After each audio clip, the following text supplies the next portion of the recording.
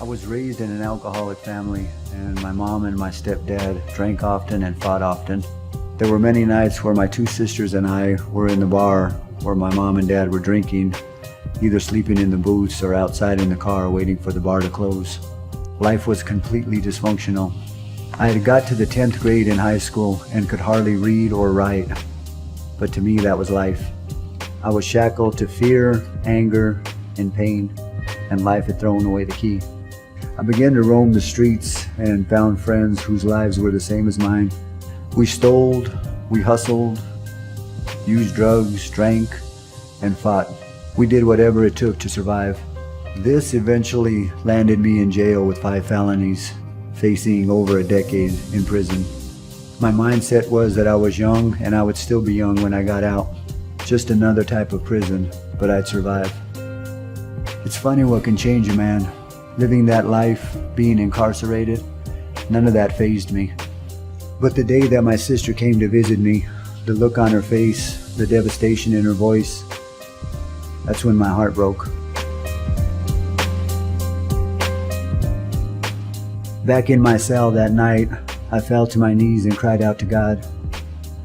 I told him that if he'd fix this, I'd change. I picked up a Bible that was left in my cell and started to try to sound out the words, and couldn't. I could hardly read at this time in my life.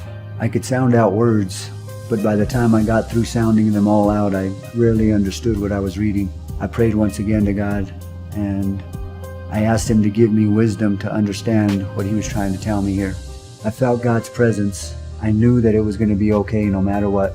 Little by little, letter by letter, I started to read.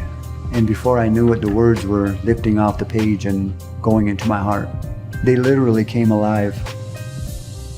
I read all through that night, all through the next day, all through the next night. Finally, I couldn't keep my eyes open any longer. I fell asleep. When I woke up, I had this peace inside of me that I had never known in my life. I felt God's presence. I knew that it was going to be okay no matter what. I said, God, if it's the 10 years, then it's okay. Let's do it. It didn't matter how long I was behind those bars. For the first time in my life, I was free. I seen God come running like a lion protecting its cub, moving mountains, fixing things, fixing me. In spite of the life I led and the sinner that I am, God has been with me all along the way, never leaving nor forsaking me.